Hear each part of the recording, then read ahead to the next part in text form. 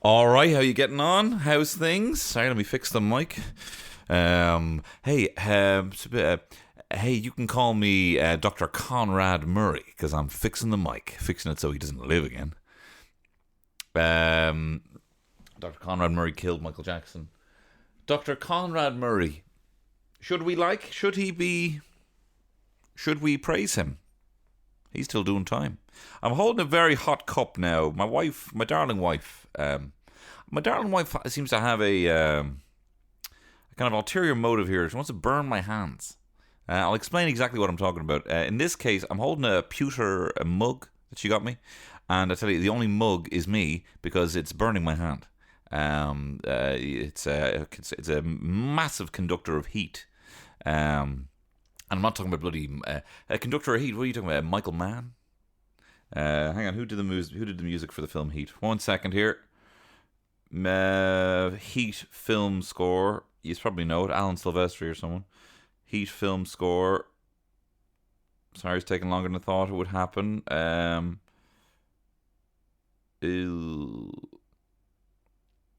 Elliot Goldenthal. Hey, you can call this mug rather Elliot Goldenthal because it's a massive conductor of heat.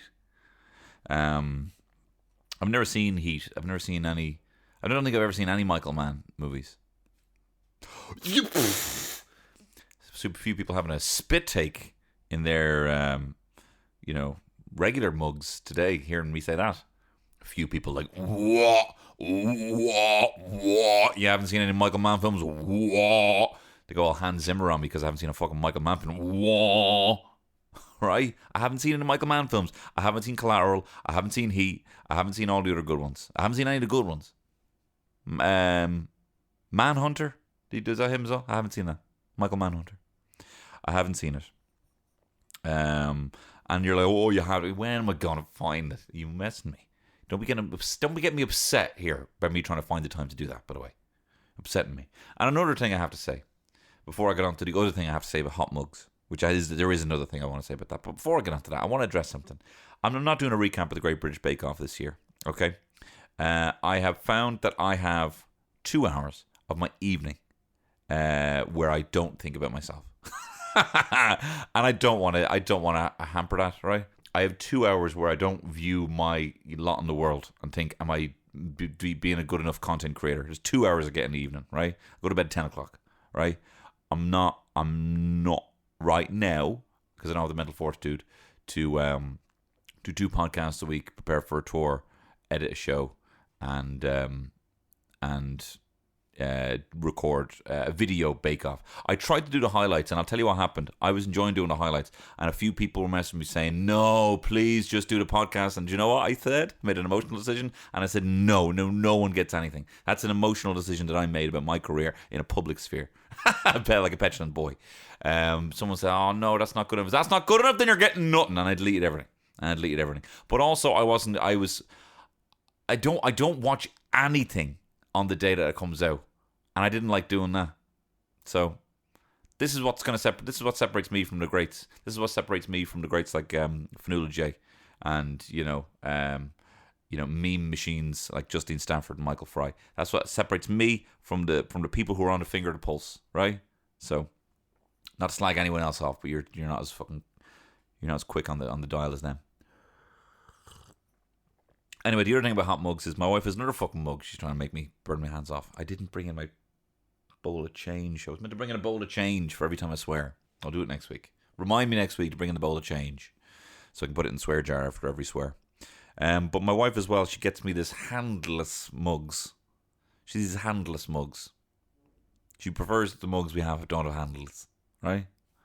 And we got some just. And that's what's so great about Japan. We were in Japan, and that's literally what I was going to say. They're so great. But we walked into a place couldn't have been fancier than a dollar store. We picked up some mugs, and they're the most pristine piece of ceramics we got. Got in a fucking dollar store in Japan. These are the sort of stories me and my wife say. You wouldn't believe we got an equivalent of a flying tiger over there. Look at that's handmade. That's handmade. You know. But anyway, I also burned my hands. And then my very talented friend Claire Campion. You should check her out on Instagram, Claire Campion. She does amazing ceramics, and we got some sets when we moved into the flat here. And again, my wife went for the ones with no handles. Right, we have some with handles, and we're fighting over that. We got one mug left with handles. We gave another one away as a gift. We got one mug with a handle. We're fighting over it. My wife keeps bringing these handleless mugs. So whatever, But I love it. I think it's great. I wouldn't have it any other way. Wouldn't have it any other way. Nothing's mine anymore. Not that I want anything, but nothing is mine. I don't even get to open a pack of popcorn without paying some sort of tax in this family. I have to pay a tax, even a pack of popcorn. I'm like, do you want a pack of popcorn? She said no. And this is hacky shit, right? This is hack material. Do you want a pack of popcorn? She goes, no. And I open a pack of popcorn. She takes a few handfuls of it. And I'm like, I whimper sometimes. And she thinks I'm joking, but I am crying. She thinks I'm joking. Nothing's mine anymore. Do I not just even get to... She brought Dunkin' Donuts over to our goddaughters there yesterday. Our nieces and nephew. And she brought some Dunkin' Donuts, and everyone was allowed to pick whatever donut they want. She picked her donut. I picked my donut, right? She was halfway through eating her donut. I hadn't even put the donut up my mouth, and she says, I'm having a bite of that. And she said, I'm having a bite of that. And it's not all I have, but in the moment, I think because I'm such an emotional eater, it feels like all I have, So my reaction is always feeling, how can you do this to me? It's all I have. All I have is this donut. As I say to my doting wife, who's nursing my boy. Sorry, hit the mic. Hey, you can call me Buster Douglas after hitting the mic with a cup of coffee. Hey, you can call me the Starbucks employee who got felt up by Tyson. I don't know. He didn't get felt. After hitting the mic with a cup of coffee. Is this any good? How are you doing? Are you having a good Samhain? And I don't have my Halloween costume sorted. Okay, I don't have my Halloween costume sorted. I don't know what I'm going to do. I was going to go as Hans Gruber from Die Hard, just so I could dress my son as Bruce Willis, because he's kind of bald. Have him run around in a little vest and jeans and socks. Put a few detonators on him. Have him run around. My wife will dress as either Holly McLean or a curly wig and a blouse. Or Carl. Carl's the big jacked Aryan dude, isn't it? The big henchman, with the big thick neck. So yeah, we were thinking if we could do something like that. But you know what? What I thought I might do is my brother got me a little Mandalorian Nerf shooter to have wearing your wrist, and I love wearing it, and I love shooting my wife with it. So I might I might do a tinfoil Mandalorian costume. I am sure. In fact, I got a fuckload of cardboard I have to get rid of. And duct tape. Oh my God. Yes. Mando it is.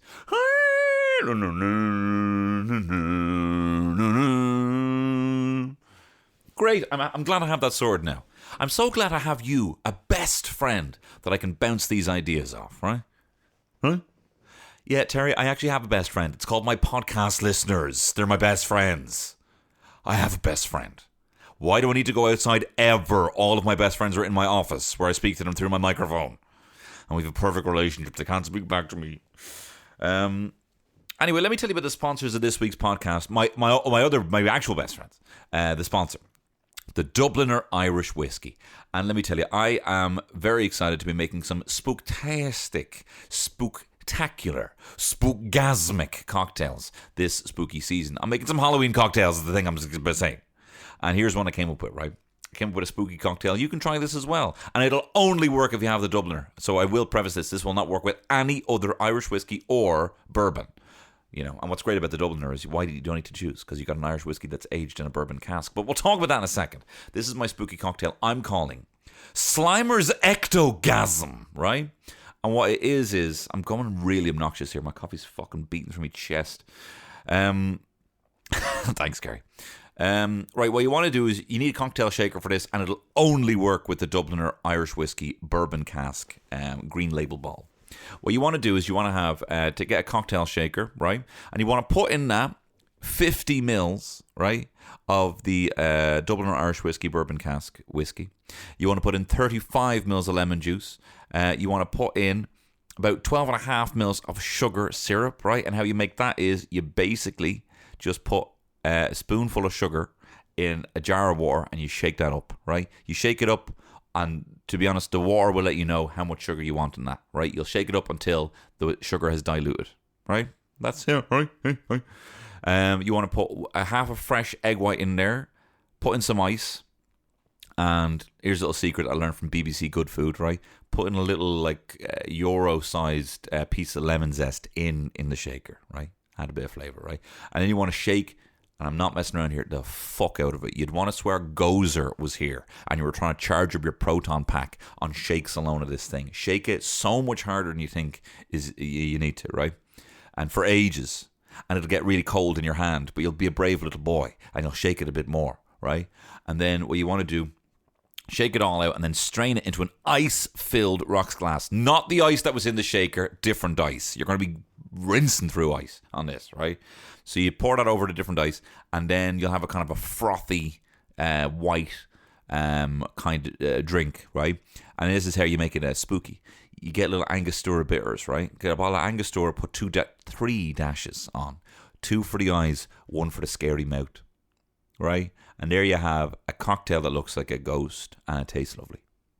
So there you are. Now drink that, you know? If you can, if you're not too scared. If you're not too scared. Ooh. I know, it can't hurt you. It's just a drink. Well, it can. Well, enjoy it responsibly, as I'll say. You know, because you don't want to be haunted. You don't want to be haunted by the horrors of drinking irresponsibly. I'm not about that, but like, you'll have a good time. You'll have a good time, but drink it responsibly. Anyway, check out the DLD.com if you want to get your hands on one of those bottles, and check at Dublin or Whiskey on the Soch for all the things to do with them. But look, that's enough of that. Let's talk about this week's podcast. Associate producer of the pod, researcher to the stars, Ben Clifford, has found some phenomenal information online all about Samhain. He's an actual badass neo-pagan, unlike myself, who's a bit of a poser. But anyway, I get to act like I am through his fine research. And it's all about Samhain on this, the Tony Cantwell Shit Show. The Tony Cantwell Shit Show.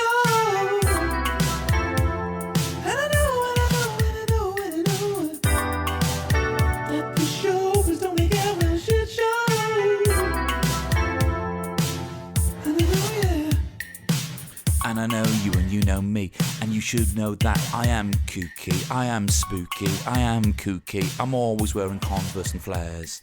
I'm kooky. I got a corduroy jacket. I'm always wearing Converse and flares. I'm kooky. I wear a dragon shirt. Dragon shirts are kooky. The way my mom used to dress, there was kind of the period where I wanted to start dressing myself.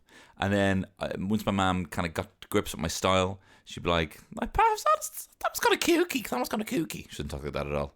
That was kind of kooky, she'd say, in her mannish voice. I thought it was kind of kooky.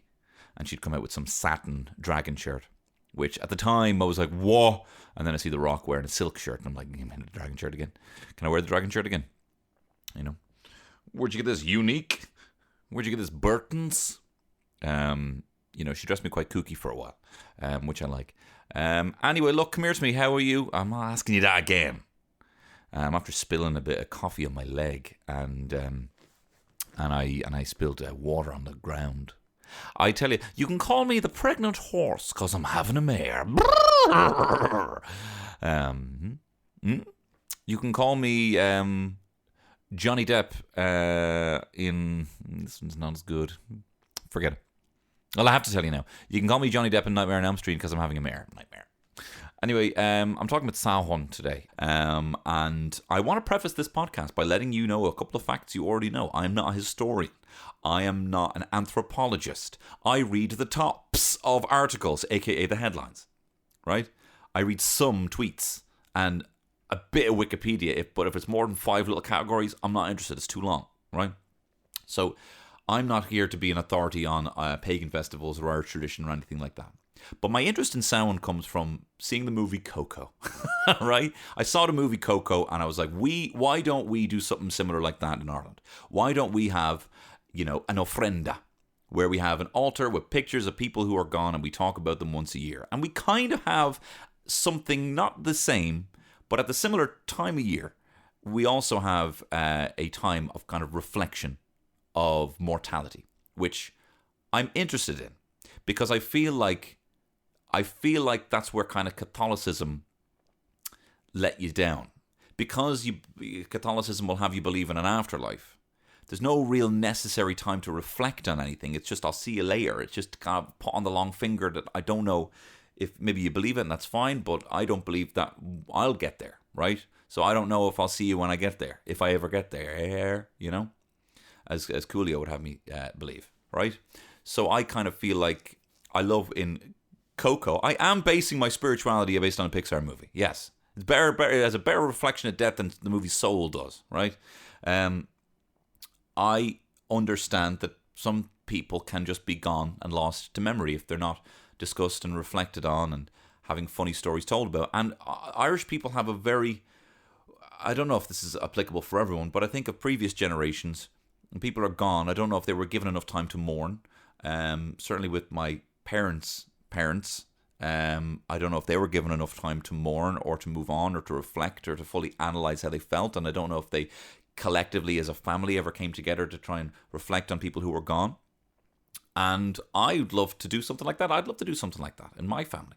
You know, I haven't had anyone really that close to me die. I have had, you know, I've had grandparents, you know, I've had uncles, but I haven't really had anyone that has left a massive hole in my life. Not like, say, friends of mine who've lost parents, and I've seen the effect that that's had. And you know, they, you know, it's very hard, and you know, they even tell me that it doesn't necessarily get easier. You can just kind of live with it a bit more, but it still leaves a massive hole. And I like the idea of knowing that at least if someone were to go, I would have time to kind of reflect. I don't know if that's going to even be beneficial. If you're someone who lost someone, you could probably be like, no, that's not really how it works, right? And there is no real future proofing for losing someone. But I think I would love my kid to have a closer understanding of death, and maybe that might lend him more confidence in the moment, and it might lend him a bit more time to reflect in the moment and to be a bit more present.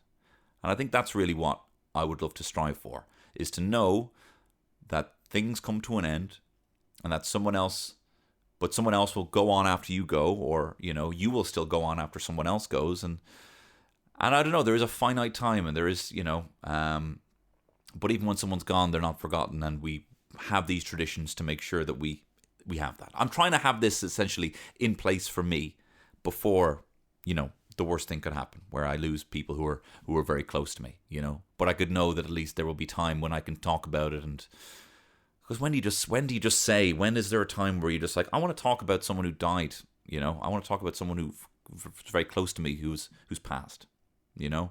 I would love to have a tradition already in place for the family that we know we'll have to do something special if it's a year that someone died, or we will collate stories, or we'll put pictures together sometime where we can have a meal and we can reflect on that in a fun way, you know, almost like, you know, having a fun wake or something like that, where we tell the fun stories. Now, I don't know if that's possible, and to be honest, I don't even know if that's what sound's about, but I'm going to make it that way. I'm going to make it that way. Because you can do whatever the fuck you want. You're an adult, right? You can decide that the Rise of Skywalker film never happened, and you can decide that Samhain is the Irish Day of the Dead, and it's a time where you eat a big meal and you talk about people who are gone. You can do whatever you want. You're a grown-ass man or woman or enby, right? So that's something that I'm interested in having in my life.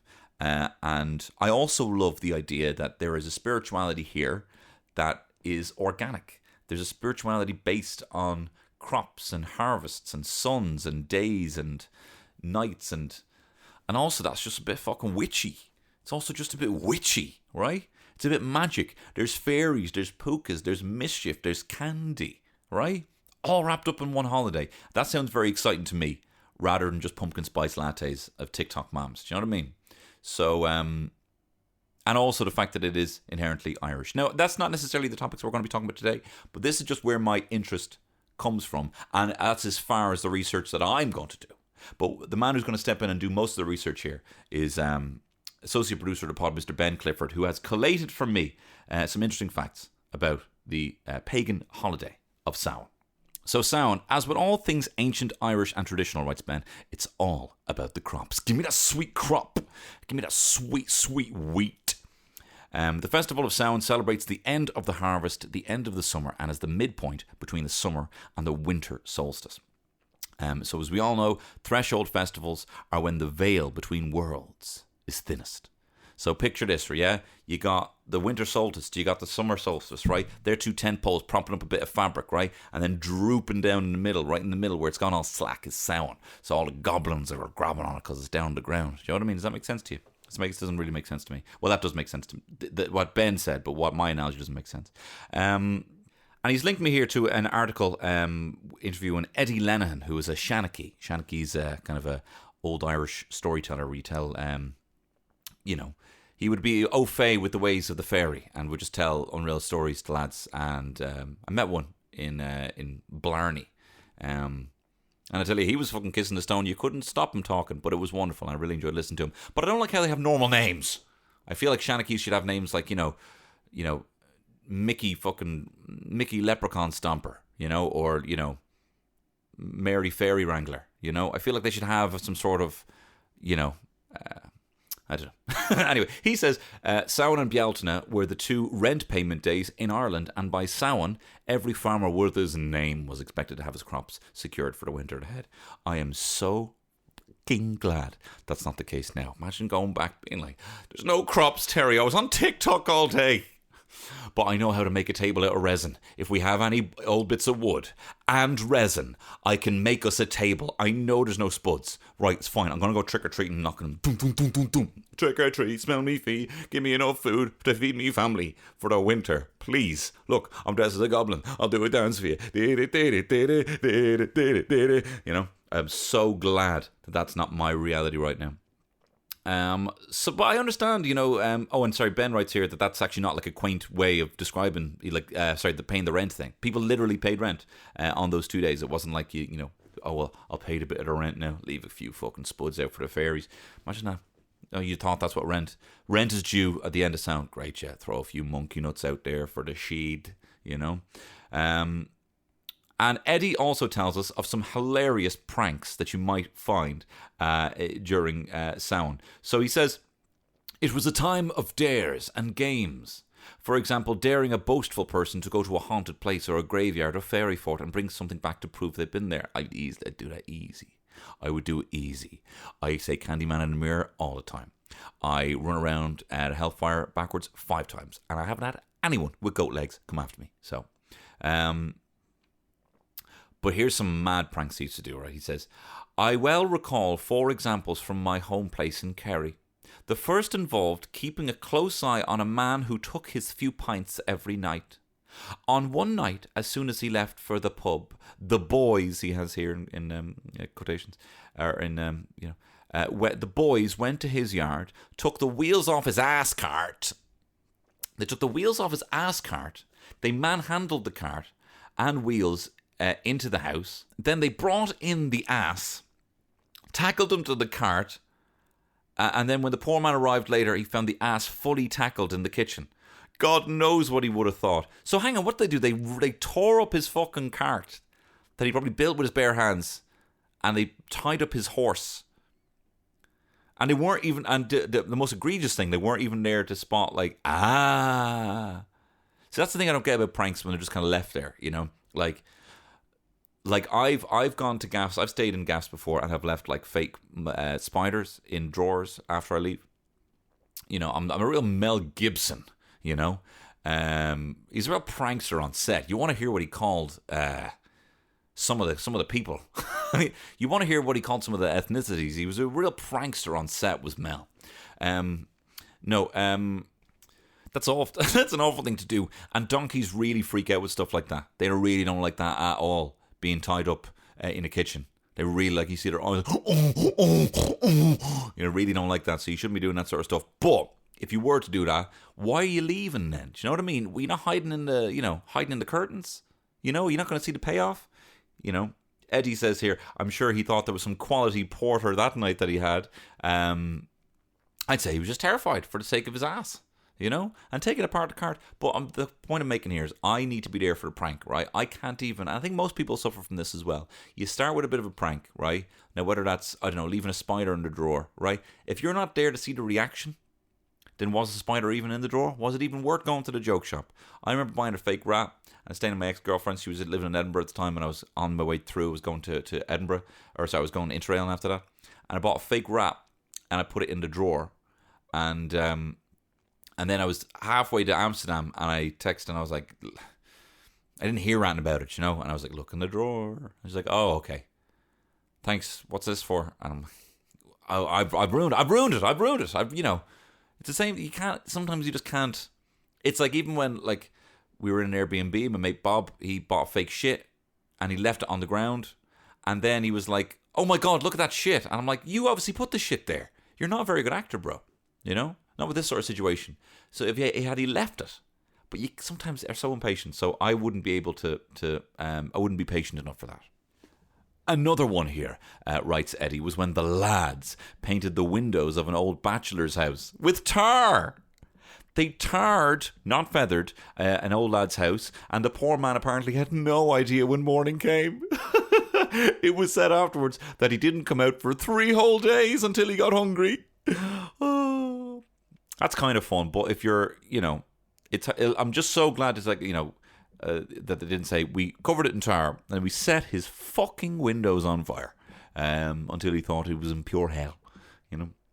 Still, though, fairly terrifying thing for an old man to have just pure and utter darkness in your home for 3 days and be so terrified as to not go outside and to really think that it is the end of times because you don't have anyone there in your house because you're a bachelor to tell you that it's okay and it isn't the end of the world. And imagine your mate told you that this old fucker, right, lives down this cul-de-sac near me gaff, right? A lovely guy, like, just hasn't met the right one. Anyway, we covered up his windows with tar.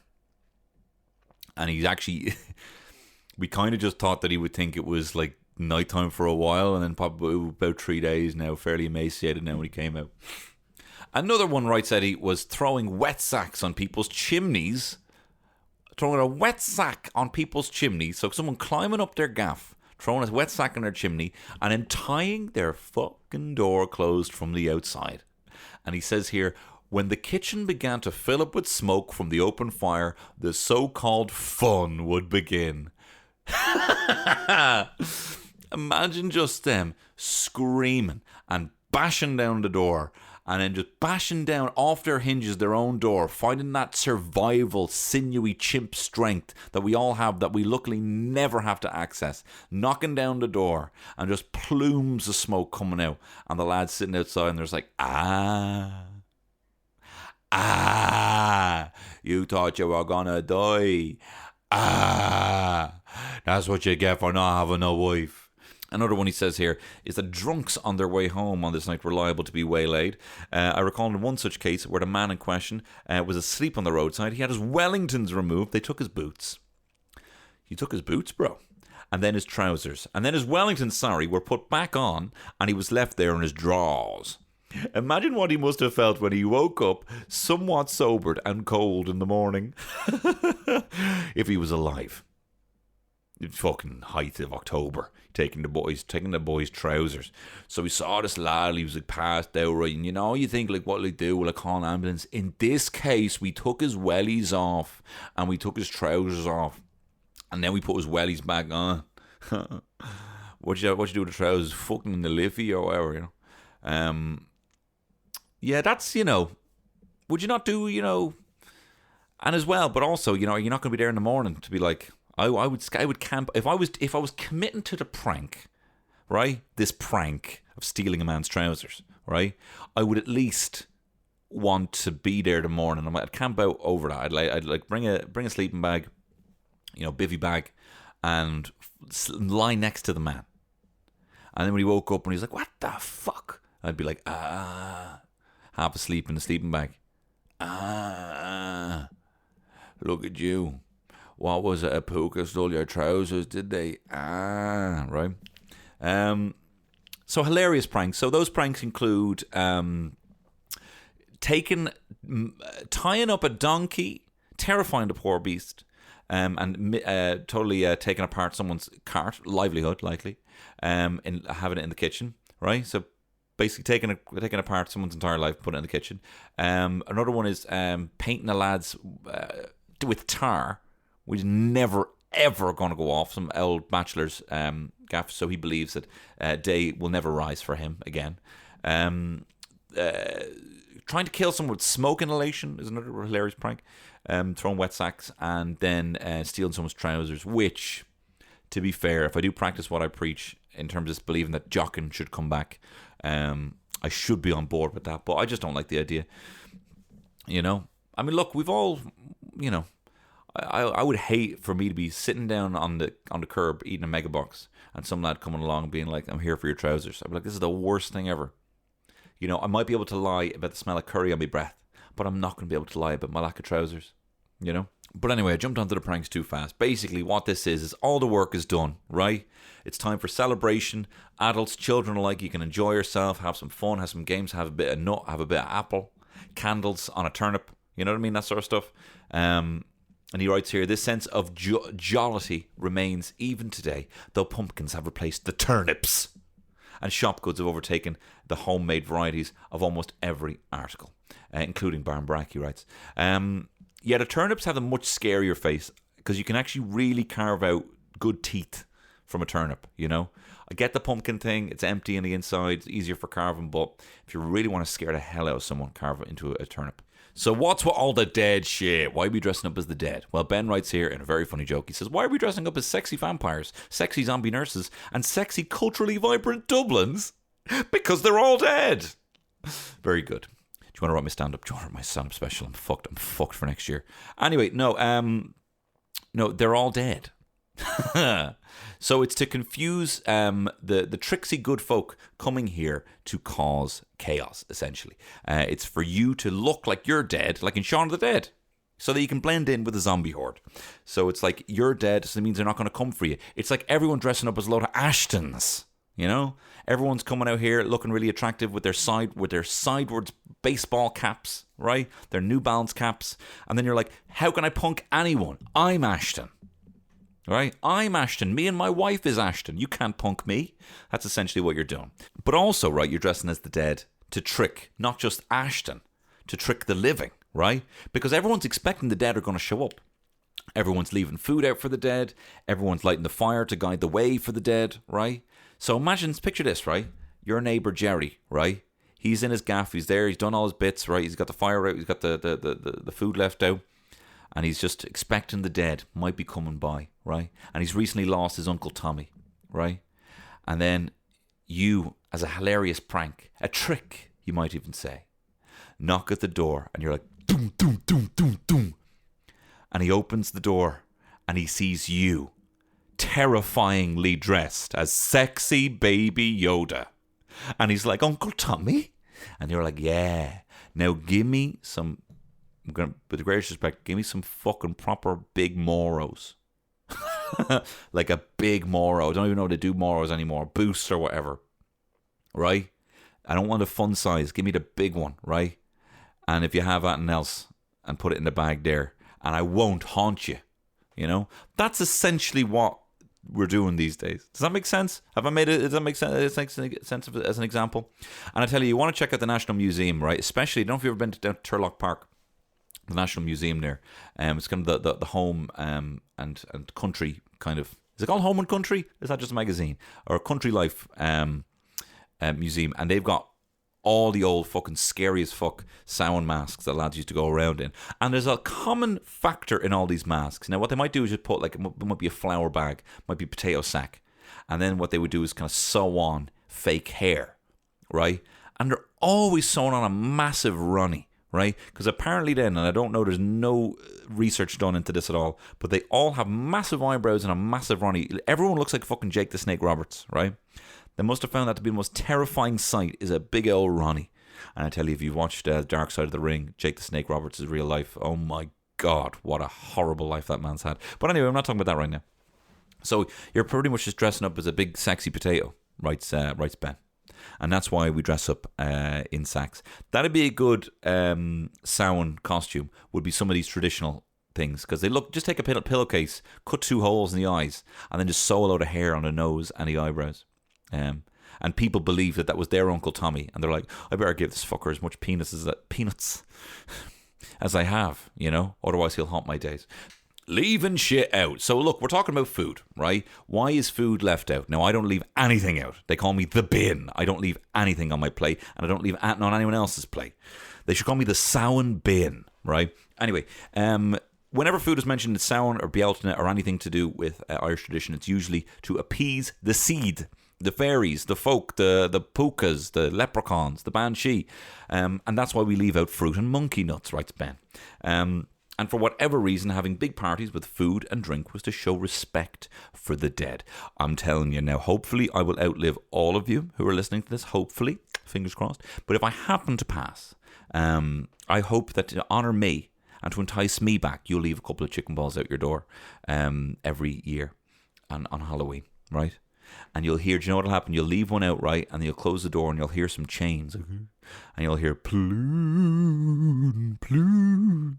And then you'll open the door and the chicken ball will be gone. With a little note that says, yeah, a bit of curry sauce next time, love. I'm supposed to eat this dry, am I? But as well as that, it was to, being the veil being thinner and obviously enticing the dead, it was a good time to chat to the dead. So what people would do is plate up full meals, open up their windows, invite their ancestors in, and children would play games to entertain the dead, and adults would fill in the dead of the past year's news. See, that's the thing. When you're alive, you can't admit that the greatest form of entertainment is watching kids trying to get apples. Whether they be in a basin full of water and they almost waterboard themselves, or they're hanging from a string and they go too hard, push it, and then it smacks them back in the head. We can't say this while we're alive, but the greatest pleasure in life is seeing kids fail to eat apples. So I think when we die, we can finally let go of that taboo, and we can finally be there, be like, watching kids, as I said, waterboard themselves. The food would also either be left for the dead, or anyone with a little less could have the dead's portion. Do you want me dead's portion there? No, I had 2 dinners there. Do you want me dead's portion there? I'm not going to finish that. You don't want the dead's portion. I'm gonna. Maybe that's a nice way of asking for people's leftovers. Can I have your dead's portion there? Sorry, I just noticed you weren't going to finish half that burger there. Can I have the dead's portion? Who's coming for that? No spirits coming for that. Give that to me, aka the bin. So what about the fire, right? Well, as I told you in a previous pod, Ben set me up to fucking fail, because he told me last time, during my Bealtaine podcast, that when the fire in the hearth was quenched on May Day and then relit from the bonfires outside and was never allowed to go out other than that, turns out he was a liar. And that you can also quench the hearth during Samhain and relight it from one of the Samhain bonfires, one of the big ones. But this time it isn't for wealth, it isn't for prosperity. It is for welcoming the dead back into the home safely, right? So where did this tradition begin? So the tradition of bonfires began with a celebration that took place in Chock Hill in the Boyne Valley. That's in Meath. It's now called the Hill of Ward, I believe, in Meath. Historians say that on Halloween night, people would extinguish their own hearth fires and make way to Chockta, where a massive Samhain fire would be lit, signifying the birth of the new year, and signify that household fires could be relit and the spirits of dead ancestors could be welcomed into the home safely. Now look, I don't want to necessarily go back to exclusively farming potatoes and eating only potatoes, right? I'm not after that, right? They'll get boring pretty quick, okay? But isn't there something to be said about everyone coming together and accepting that we all did our part for this community, that all fits together and gels well together, and that we can all come together and be like, now we all have the same fire burning in our hearth at home. We all worked really hard. We all reflected on the year that went by. We reflected on the fact that people come and people go, and sometime there will be a Samhain when you will potentially come back and walk among, eating a few chicken balls outside people's doors. As long as you're remembered and reflected on and welcomed back, And now, you'll sometimes do it from this side, you'll sometimes do it from the other side, but it'll live on. And, even if you're not cognizant for it. Is there not something to be said for that? No? Okay, fine. Whatever. Fuck you. He's also got a great story here to do with fires during Samhain. from the Fenian cycle of Irish mythology about Aileen the Burner, right? So he was Aileen was one of the Tuatha Dé Danann, one of the old Irish gods. There's too many to name, and was described as a fire-breathing goblin. And every year during Samhain, Aileen would rock up to Tara, to the hill of Tara, playing on his timpon, sort of a harp, and the music would lull everyone to sleep, kind of like a Jigglypuff. He would lull everyone to sleep, and then Aileen would go about burning the whole place down. And he did this for 23 years, 23 specifically, until Fionn McCool showed up and made himself immune to Aileen's sleep magic by breathing the poison of his own spear. Interesting mythology there we'll come back to. A poison that was so strong it forbade you from sleeping. And then he skewered Aileen with the point of the spear and was made the leader of the Fianna. And here's the interesting theory. This is the kind of stoned ape theory that makes me like a Joe Rogan figure with theories like this from Ben Clifford. Ben says he thinks what we were doing back then was lighting big bonfires, getting rat-arsed, everyone passing out, and the whole place would burn down. And then Fionn McCool showed up. He decided, nah, the booze isn't for me. I'm going to smoke a big bifter. Anyone want any? No, just me. Ends up getting the greenies so bad he becomes paranoid that he can't sleep. And then just as things start to catch fire, he's like, ah, and is able to stop it. And actually looking at some of the pics here, it does look like it was a serious sesh. Aileen standing there, the hands in the pockets, spewing shite in the smoking area. But it turns out that Fionn with his shield, he's immune to it all, and he saves the day. Exceptional work, Ben. Right, what have we learned? We have learned why I'm into Samhain, because I saw the Disney Pixar film Coco, right? And I want to have my own personal Irish ofrenda. We've learned what Samhain is. It is the day in which all the harvest is done. It's when all the rent is paid. It's when you can finally relax, but it's also equidistant from the winter and the summer solstice, where things get a little bit witchy. It's also kind of the end of the year, and it's a time for reflecting on death. It's time for reflecting on a new life. It's time for welcoming the dead back, as you know that you will eventually be dead, just as the winter and things die and the leaves shrivel up, and so shall we all, and that's okay. And that's okay, and you can reflect on that. It's about dressing up like Ashton Kutcher, so other Ashton Kutchers don't jock you. It's about leaving chicken balls outside your front door. For me, when I come back, just make sure you leave a bit of curry sauce. It's about coming together as a big community, accepting that you've all done a well job. You're an integral part of the community, unless you're a bachelor, in which case we'll kill you with smoke inhalation. And it's about just reflecting and knowing that we'll all pass, and that's okay, and you can just do good enough. That's all I'm going to do. And thank you very much, Ben. I really appreciate that fine work. If you would like to check out his podcast, he has a fine Dungeons and Dragons podcast. Everyone's talking about Critical Role coming back. Everyone's talking about all these other D&D podcasts. You need to check out his Homebrew Quest over on YouTube. He's a fine dungeon master and a fine man. Anyway, let me plug some things. I got some things to plug. I'm going to plug something. I got some gigs to plug. I'm going to be performing in Vicar Street next year, 2 nights, right? I'm bricking it. It's going to be great. Tony Cantwell Pony is the name of the show. And I think it's going to be really funny. I think it's going to be really good. It's mostly stand-up with a mix of sketch, and it's going to have some music, and it's going to be bigger and bolder and, most importantly, weirder than anything else I've done. And I'm really excited about it. Especially having done that last Vicar Street show, I realised I can be a lot weirder with the stand-up, and the response to this podcast has meant I feel people really kind of get my sense of humour. So it's going to be really good. You can trust me on that. And tickets for that are going to be going on sale for Vicar Street the 25th and 26th of March. They're going on sale on Friday. However, if you are a Patreon subscriber, if you enjoy getting extra podcasts, you can also benefit from getting early bird tickets, which will be on sale on Wednesday on the Patreon. So I'd say this. If you've considered being a podcast subscriber, if it's coming up to payday and you're thinking, do you know what, I wouldn't mind just throwing this lad a pint. I've listened to his podcast, I want to support him, and I also wouldn't mind listening to more podcasts and getting early access. If you'd like to get on board with that, feel free. Even if you want to trial it for a month, it'd be a good time to do it now, as more tickets like this are announced, and Patreon subscribers will always get early bird access to those tickets. So do check that out. It's the equivalent of a price of a pint a month, and I am forever grateful, even just for you listening to this right now. Do you know what? If you decide you don't want to be a Patreon subscriber, then you will still be everything I ever needed you to be. My son. Right. Anyway, I also want to thank the sponsor of this week's podcast, the Dubliner Irish Whiskey. Go make yourself a spooky slimer ectogasm. But it's essentially whiskey sour. And go to the DLD.com, get yourself some Dubliner Irish Whiskey Green Label. Check out all the other selection they got. They got some new stuff popping really soon, and it's very exciting. And if you want to keep more abreast of new things they're dropping, go to @Dubliner Whiskey over on the social and check them out. That's me. I'm plugged out. I'm spooked out. I'm having a good time. Thanks so much for listening. Thanks again to Ben for the research, and all the best. Bye-bye.